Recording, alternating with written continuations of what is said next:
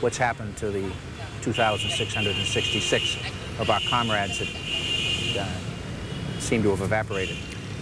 This is how many trips to Hanoi? This is my, I came last August, and I was here until, through Vietnamese Liberation Day, or their 4th of July, which is September the 2nd. Then I went to Da Nang and Quy Nhon and Ho Chi Minh City, and then I returned to the U.S. on the 24th of, or the 18th of September, excuse me, last fall. Where are we? We are now in just about central Hanoi, and that's the Turtle Pagoda out in Westlake here. And the legend, an ancient Vietnamese king, the turtle rose up out of the water, and upon his back there was a sword, and the king took the sword and led the Vietnamese to a victory over their enemies. It has a bit of the Lady of the Lake mystique to it, I think. And this is it. This is the scene. This the time of day? Well, it's just about 8:15, 8:30 in the morning, something like that, between 8 and 8:30. Today's cloudy. Yesterday it was, and it's humid. Yesterday it was much cooler, and it was mostly sunny. What about that building over there? Wow. What's that building? Telephone. That's a telephone exchange and main post office. That's what that means. How you say? Bút Điện Hanoi? Yeah. Bút Điện? Yeah, Vietnamese Bút Điện Hanoi. Yeah, Bút Điện. Vietnamese Bút Điện Hanoi, and that means that's the post office building. And that's where I go when I call WODS in Boston to give them my report to Mike in the morning. I go over there and I make my call from there. Only I go at 8 o'clock in the evening so I can talk to him at 7 o'clock in the morning. Ciao, ciao. Now, when did you come this time? Brian, I was sitting across from you on a plane coming in Saturday. Yeah, but we ran into each other at the Vietnamese embassy. In Bangkok. I walked in and I said, oh my God, there's Brian Lamb from C-SPAN, right? I said, hey Brian, how the hell are you, didn't I? Last person you'd expect to see. Absolutely, yeah. I usually call in and say, you say, where you from, caller? And I say, Battleship Cove. Where's that? Fall River. Go ahead, Fall River. You never say, go ahead, Battleship Cove. You've called before? Oh, sure. Yeah.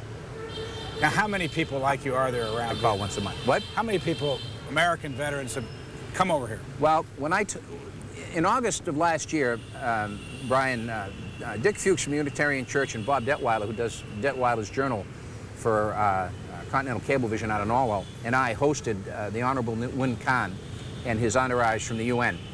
And we had to get permission from the State Department to do that. Now they can travel. They need to give 48 hours notice. And if they're going to travel in public transportation, they have to coordinate it with the State Department. But then they couldn't even go without permission. And we hosted them to Norwell. And Ambassador Khan was on Detweiler's Journal, and he explained in depth about how long this returning program has been going on, and coordinated with such programs at the Learning Center at the University of Massachusetts, the Joint Center. And Ambassador Khan said that there were less than 2,000 vets had returned that he knew of, or that they had official knowledge of, as of last August. And there's been a few more that have come since then, but not many of us. They've come back. So, Hanoi, what's here for you? Well, if you're going to do anything over here for the good and right reasons, you have to do it through the government. Make no mistake, Brian, this is still a police state. It's much more moderate and much more temperate, and it's much more relaxed and much easier than, say, the Soviet Union was when I was there in '83 and '84. But you do things by the numbers. You submit your paperwork, you do it properly, and usually you have no hassle. But you come to Hanoi first, or at least that's the way it's worked so far. Where were you during the war?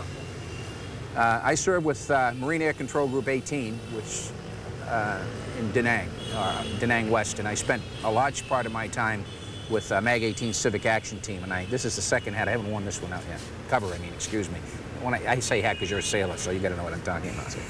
And it's I just keep it to remind me. And when I was here last year, I went back and found my old hamlet, and found some of the people that I knew 21 years ago when I was there as a Marine. What year? Young NCO. What years? 69, 70. What was going on in 69 and 70 in the war? Well, basically the NVA and the VC had blown most of their hard assets on the Tet Offensive of '68, and I Corps was relatively quiet compared to some areas, and to the Nang area. I Corps being the northern, the very northern section of what was then the Republic of South Vietnam, from just above Quy Nhon, which was a 2 Corps, which is about 300 kilometers south of Da Nang, to the DMZ, or the 17th parallel, which was the northern border of Okay, you've said a lot of things that if you're, sure. I don't know what age you are, but you've never heard of any of this stuff. Like, what is NVA? North Vietnamese Army. Where were they from? They were from here. They were from the north of the 17th parallel. VC? Viet Cong. Where were they from? They were from, some of the Northerners joined the Viet Cong, but most of the Viet Cong were guerrillas comprised of South Vietnamese nationals who were pro-North and pro-Ho Chi Minh. What's a DMZ? The demilitarized zone, an area of about, I think, 5 kilometers, if I remember correctly, wide between north and south. That was supposed to be no activity, but the NVA used to throw artillery shells at us at places like Landing Zone Dong Ha and other. You say you were in the Marine Corps. What was your rank? When I was over here, I was a corporal, and I was selected for sergeant when I got there. How did you get in the Marine Corps in the first place? Temporary insanity, I guess. I put my hand up and I said I do. How many years did you spend in the Marines? Well, I had 17 and a half good years. I was in the Navy before I was in the Marine Corps, Brian, so that makes us sort of kindred souls, right, sailor? And only you're an AK driver, you know. You made a lot of Marines sick on those stupid things. I want you to know that. I told you I'd get you for messing with me, didn't I? So total of how many years? 17 and a half good years. Why did you leave? I couldn't function anymore. Were you wounded in the war? Yeah, I was hit a couple of times. I was in a helicopter that got banged, and we auto-rotated, and we broke up on landing at Dong Ha. And I had an op order with the handcuffs and the whole bit, and I had a grease gun in my lap, and we were coming from Pork Chop Hill outside of Vandergrift into LZ Dong Ha, and there were 8 or 9 wounded Marines and a couple of corpsmen, and they hit the starboard side just to the right and left of me, and we had to auto-rotate. We lost the hydraulic fluid and the Varicam line, which we were in at 46, and the shaft is driven by the rear motor, drives the forward rotor bay, and we came in and we went whoomp, whoomp, whoomp, and we broke up. And when I came to, I was in a bunker bleeding from my nose and my ear and my mouth, and the corpsman was washing me down and patting water. I don't really remember. I had bad headache for a couple, 3 days, but we finished moving Mass Deuce. We put him on an LST, and we moved him down and put him on Freedom Hill. Permanent damage? Hill 327 outside Da Nang. Permanent damage to you? Some, yeah. What kind? I've had some atrophy of the left hemisphere. And you say that this is all painful for your whole life. I mean, do you work anymore? You have a job? I'm a full-time volunteer at the Brockton VA Medical Center. Are you on disability? Yes, I'm disabled. Full Not quite. What does that mean? To people that don't even know what the government does in the way of disability, what kind of money they pay? Well, I have, I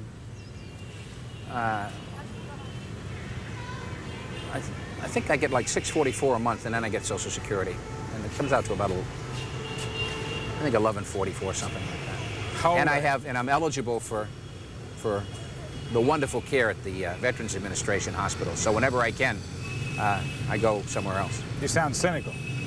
I'm not cynical. I'm real. It's real practical. It's a system that's become so.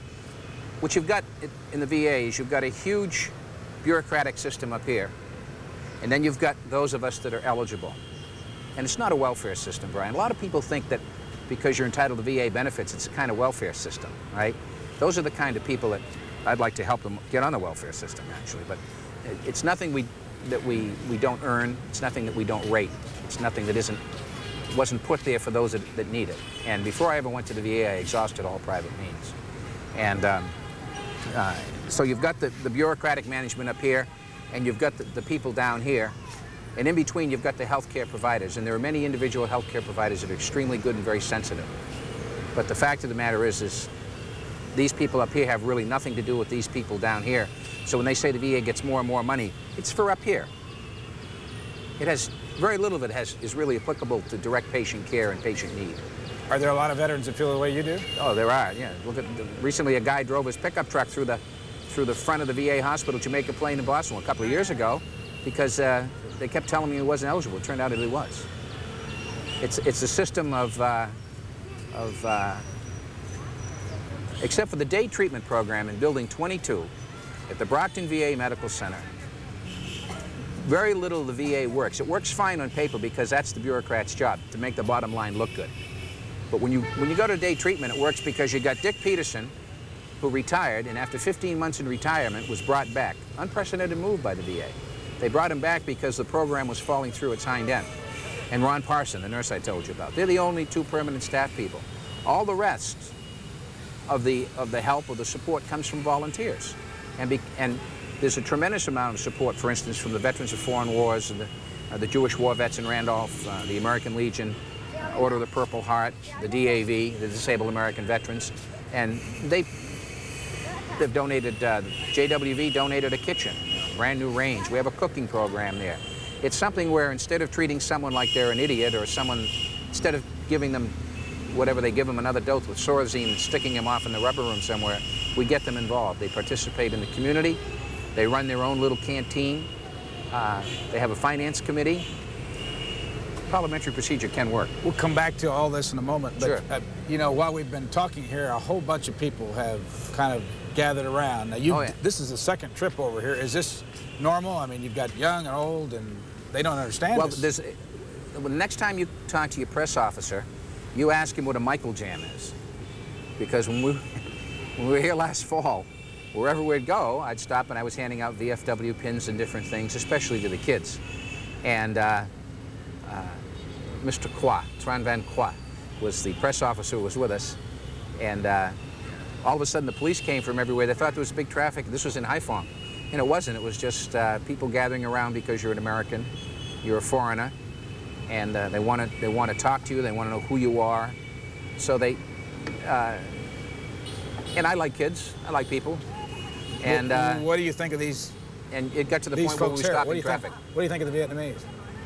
The Vietnamese are very warm and a very gracious people, and I've got no complaints. I've been treated superbly. My friend Mr. Bao here, he's not normally my cyclo driver. Normally my cyclo driver is Mr. An, but Mr. An was not sick, or was sick this morning, according to Bao, and Bao said that that he couldn't come, so he came. This gentleman's all decked out in American paraphernalia. What's he got on this there? is Mr. Well. Jim, the producer, and Mike Adams and Gordy Hill from WODS in Boston, 103 FM. It's a great oldie. It's the greatest station in Boston, right? They gave me some T-shirts to share over here and to give away. And your driver's got one. I bought a bunch of to support my Department Commander's project this year for the Veterans of Foreign Wars for Massachusetts as abused children. So I brought a few. What's the hat? Did you bring those? That came from Ed Dow, who's a member of Tuxet Post 5988. His son-in-law is I guess a broker. He sells cigarettes and different things, and it's a promo thing from Winston. It's the closest we can get to a cigarette ad in the United States. Yeah, the closest we right. and get away with it. Yeah, I'm with you. Go back to this trip. Sure. For people that are watching saying, gee, that might be interesting to do. Is it? To come here? Yeah. If you're a veteran? Anybody. I mean, is this a hard thing to do? Come over here, and how long are you going to be here this time? I think, yeah, a month. I think it is a hard thing to do, and the reason I think it's a hard thing to do is because we seem to have a mindset in the United States, and it's difficult to understand what's gone over here. It's difficult to understand the history of these people. Most Americans, they hear that the Vietnamese have fought the Chinese for 1,000 years, and that and it's an ancient kingdom. Vietnam was created, if I remember my history correctly, in 1840 as a bureaucratic administrative unit of the French French Colonial Office.